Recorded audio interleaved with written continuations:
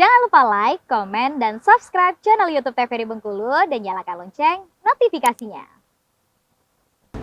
Balik lagi di Opini Obrolan pagi ini. Pemirsa, masih dengan tema yang sama nih, yaitu peran perempuan di era globalisasi bersama dengan Mbak Lexi Octavia.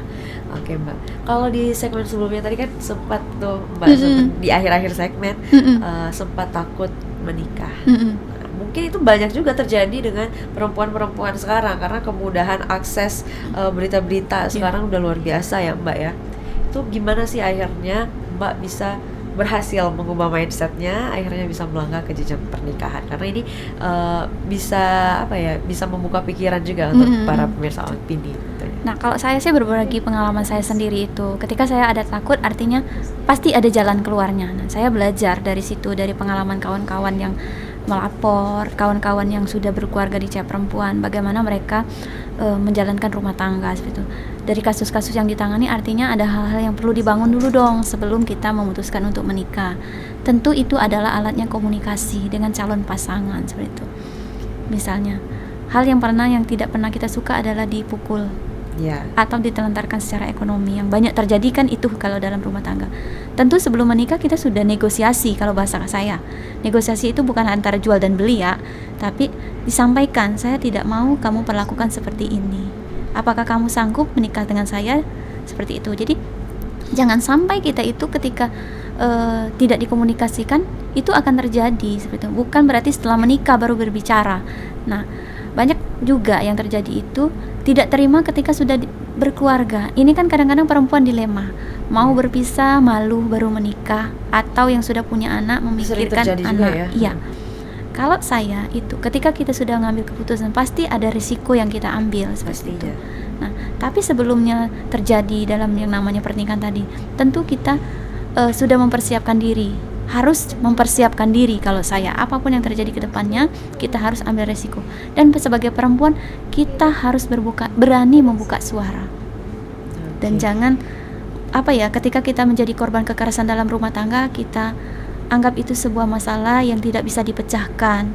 Bahkan itu menjadi masalah yang terpendam. Kalau saya melihat, kalau masalah itu dipendam lama-lama, suatu saat akan meledak. Tidak akan sanggup dia menahan beban itu.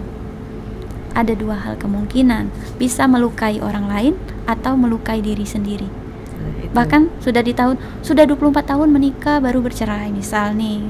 Kenapa? Selama ini nahan dan sekarang sudah nggak tahan. Berarti kan hanya menunggu waktu sebenarnya selama ini. Nah, itu juga. Jadi kita ketika ada masalah itu harus dibicarakan. Harus segera mungkin dibicarakan. Iya. Itu pentingnya partnernya bisa diajak diskusi. Diskusi tadi, yang tepat lah bahasanya itu ya. Jangan asal nyaman dengan orang tapi kita nggak tahu nih orang ini pas nggak tempat kita berbagi. Jangan-jangan yang kita bagi itu tambah dibagi-bagi. Itu yang bahaya tuh. Iya, banyak sekali yang seperti itu. Dan jangan hanya berlandaskan cinta semata nih pemirsa. Itu tentu dong. Tentunya ya Mbak. Setahun 2 tahun cinta tetap, 2-3 tahun jenuhnya gitu kan. Karena kan mikirkan ke depan itu, si anak mau sekolah jika memiliki keturunan kayak gitu. Kehidupan semakin pelik dengan kehidupan ekonomi. Semuanya harus pakai duit sekarang. Pasti sih, nggak bisa dibilang enggak juga. Iya, saya juga lihat gitu.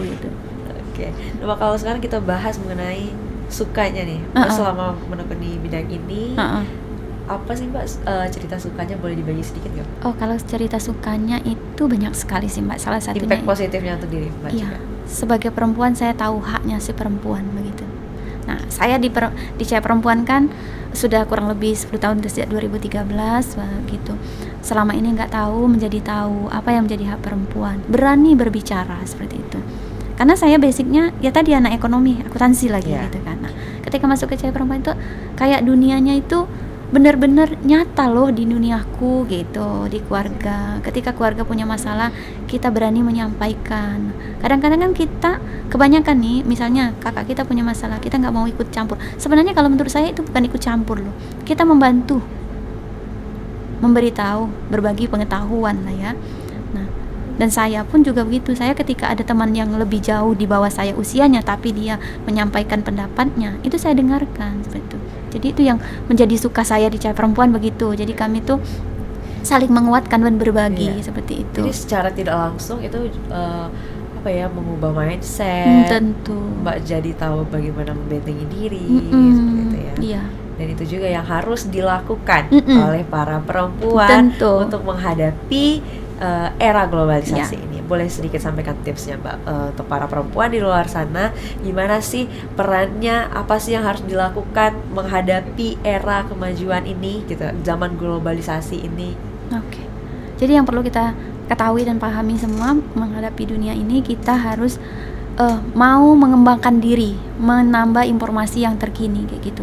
Sebagai saya seorang yang bergabung di Cahaya Perempuan, itu harus berbagi terus pengetahuan apa yang saya miliki dan teman-teman miliki. Jadi sebagai perempuan di luar sana, yuk sama-sama kita berani speak up atau berani berbicara sehingga kita terhindar dari yang namanya kekerasan terhadap perempuan dan anak.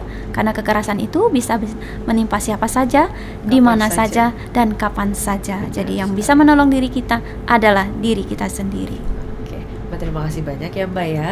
Dan tuh pemirsa, pesan dari Mbak tadi jangan sampai dilupakan. Iya. Jangan sampai apa ya, takut untuk bersuara, beranilah untuk bersuara, dan jangan lupa untuk terus belajar Iya. mengenai apapun itu, jangan sampai salah langkah. Oke, Mbak, terima kasih banyak karena sudah mau Terima sharing kasih juga. sama kita Kami hari senang ini. sekali juga gitu. Terima kasih banyak ya Mbak. Siap. Semoga nanti kita ada kesempatan di lain waktu untuk berbincang-bincang kembali.